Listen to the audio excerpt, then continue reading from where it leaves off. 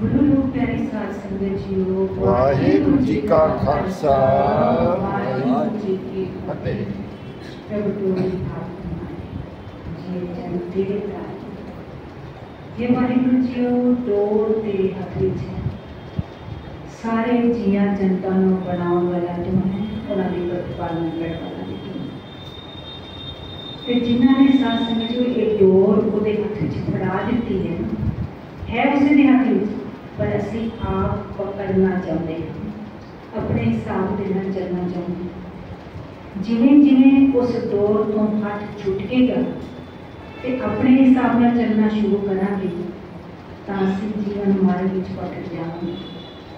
जदों डोर उसके हथ विच है ते समर्पित भी उसनों कर रखी है, फिर सासू जी फिर चिंता करने की लोड़ नहीं, फिर केवल चिंतन चलेगा।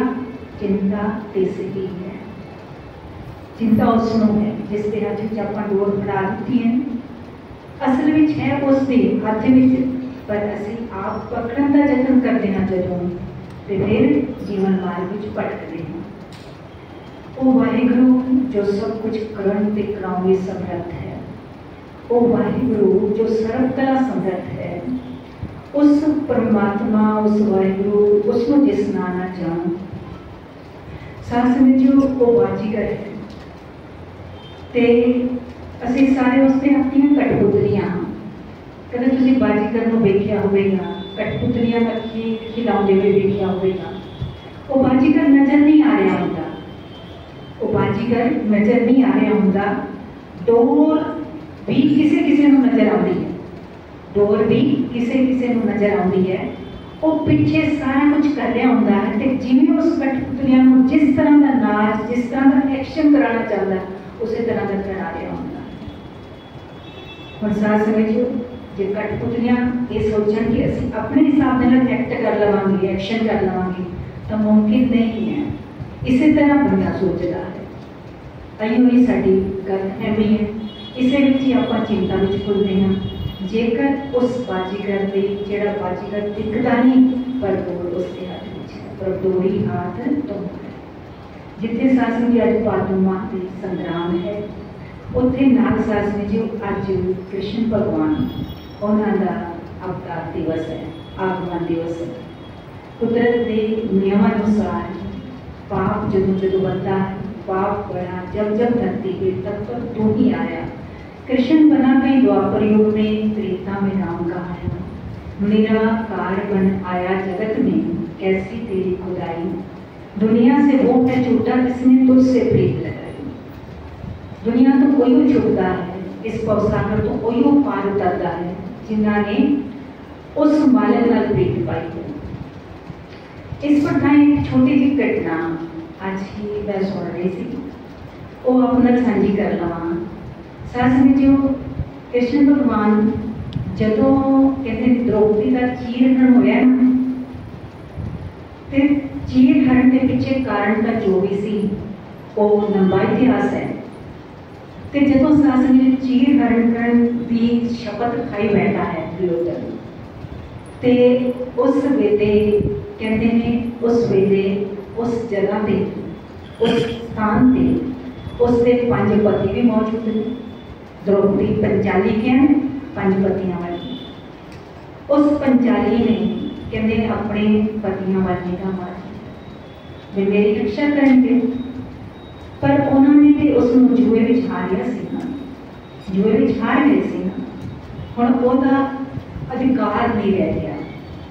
ते सास संगत उत्थे विष्णु पितामह भी बहुत बड़े बड़े धनुर्धारी, बहुत बड़े बड़े महापुरुष ने उत्थे सब वल दृष्टि पाती है द्रौपदी कि कोई तो मैंने बचा ले, कोई तो मेरी रक्षा करे। हुण सास ने जो सारियां का तकिया है, सारियां ने नीवियां पा लिया ने, कोई चाह के भी उसकी इमदाद नहीं कर पा रहे, उसकी रक्षा नहीं कर पा रहे। हुण द्रौपदी अखां मूंदी है तो कृष्ण भगवान को याद करती है। कृष्ण भगवान को याद करते सार कहते हैं वो जिहड़े वस्त्र हरण करने वाले सन कहते साड़ी के ढेर लग गए पर वो नगर नहीं कर पाए द्रौपदी को, क्योंकि वो रक्षक कौन है? कृष्ण भगवान। कहते सारा जदों ये हो गया ना उस वेले कहते फिर द्रौपदी कृष्ण भगवान को एक तरह का गिला करती है, शिकवा करती, शिकायत करती कि जदों ये सब कुछ हो रहा सी तब तुसी क्यों नहीं मेरी रक्षा की? कृष्ण भगवान ने पता कि जवाब दिता, कहते द्रौपदी उस वेले तो होरां तो आस ला के बैठे सी, बड़े बड़े बैठे सन, गुरु भी बैठे सन, वो भी बैठे सन, सारे बैठे, भीष्म पिता भी सन, तेरे पति भी सन।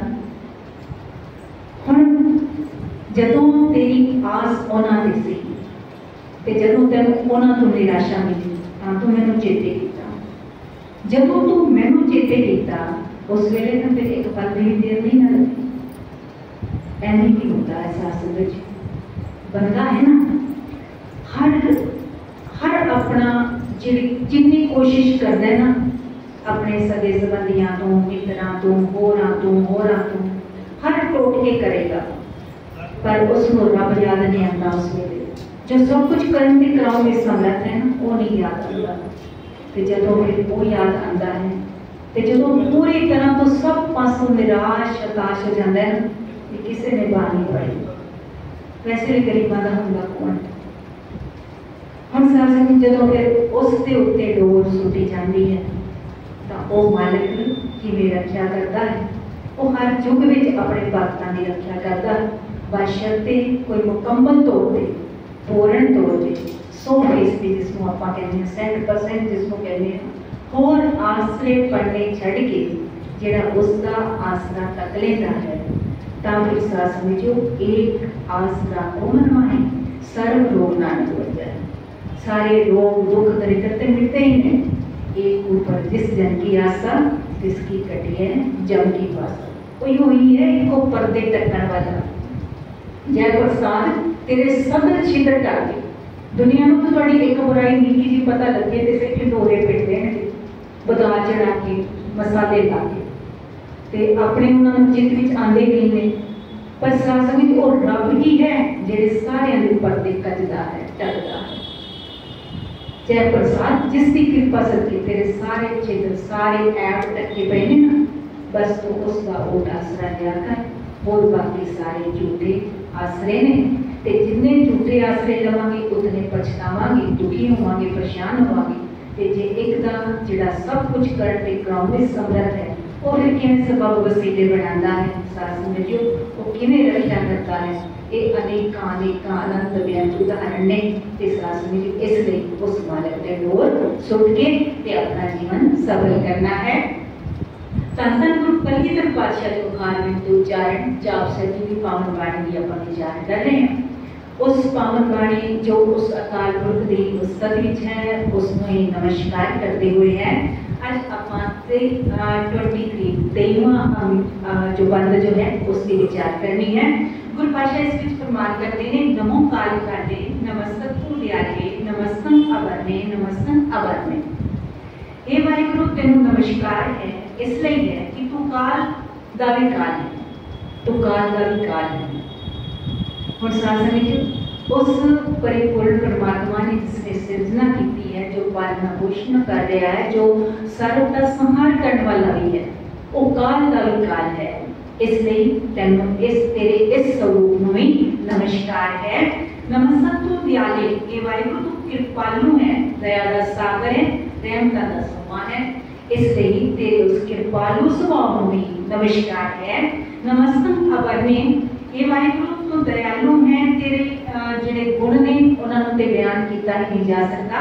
जिवें गुरबाणी में होर भी आया है साचा साहिब अमित वडाई भगत वचन दयाला, भगतां दी रक्षा करने वाला। जिवें आपां हुणे उदाहरण वेखिया कितने ही उदाहरण ने साथ में सारे ने समय समय से हर युग दे विच अपने भगतां की रक्षा की है।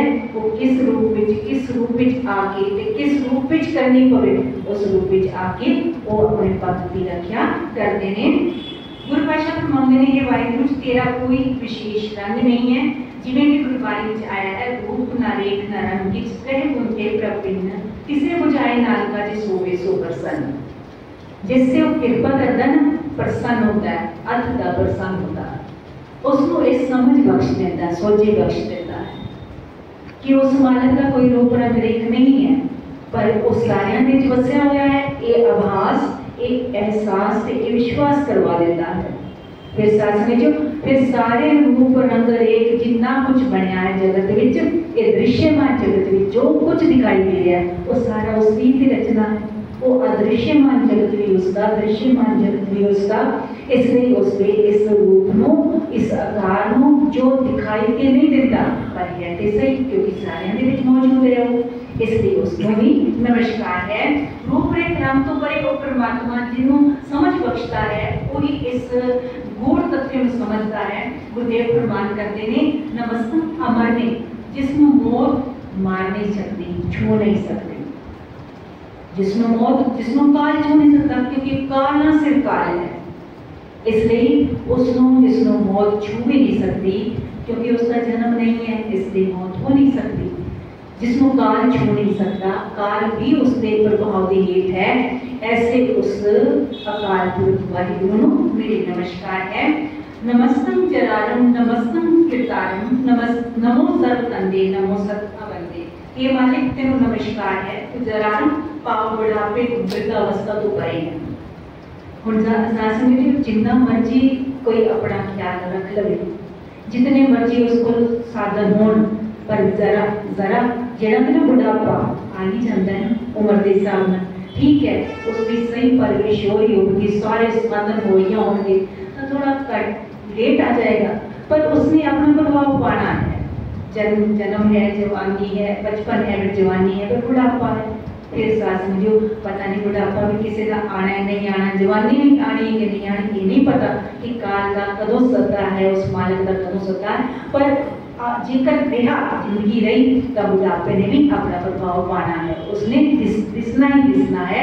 गुरु पातशाह फरमाते ने तू वृद्धावस्था तो परे है, जरा के बुढ़ापे नु आई के शत्रु नु ये जो शत्रु जो स्वरूप बुढ़ापे का वैरी है, कह तू पाओ कि वो परमात्मा ऐसा है जो जिन्हों वृद्धावस्था छू नहीं सकती, बुढ़ापा जिसके पास पटक नहीं सकता, उससे कौन आने का हौसला ही नहीं कर सकता। वो परमात्मा कीर्तारम जिसनों पैदा करने वाला सृजन, कोई जिसनों पैदा करने वाला सृजन करता कोई और हो ही नहीं सकता, इसलिए वो परमात्मा स्वयं तो प्रकाशमान है। सर्वम शब्द आप मूल मंत्र रोज पढ़ते हैं, वो परिपूर्ण परमात्मा जो सारी कायनात का, सारी सृष्टि का रचयिता है, उसको बनाने वाला कोई नहीं, वो स्वयं तो प्रकाशमान है, संपूर्ण सृष्टि का रचयिता है, सारे जीवन के कंधे कार विहार चलाने वाला है, सचमुच अस्तित्व वाला सच स्वरूप संसार के सारे बंधना तो परे है, दुनिया के सारे बंधना तो मुक्त है, तेरे इस पावन स्वरूप में भी नमस्कार है।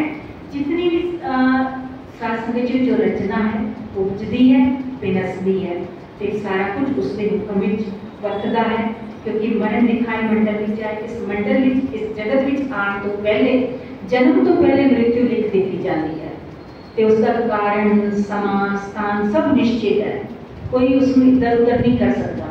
इसलिए जिमें आम कहते आप पानी केड़ा बुलबुला आसमान की जात दे कभी चिप जाते जो तारा बर्बाद, जिमें वेखते वेखते रात तो दिन हो जाता है, दिन तो रात हो जाती, पानी का बुलबुला है, उसका की अस्तित्व है, एक पल में बेदस जाता है, ते बुलबुले वाला जीवन ते बत्ते का अहंकार देखो कितना ऊंचा है।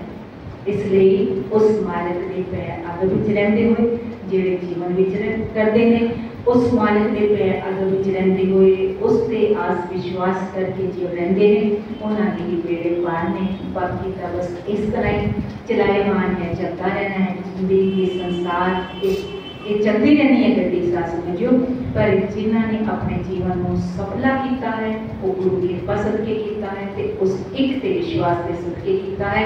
वाहिगुरु रहमत करे कि साडा भी विश्वास मुकम्मल तौर पे एक अकाल पुरख ते हो जावे, ते असी टेक शब्द मार्गदर्शन शब्द गुरु तो लेना है, जिस सबके ये लोग सुखिए पर लोग सुहेले नानक हर प्रभ आप मेरी व्यवस्था बन सके तुलना चुकाने की माँ बख्शो जी।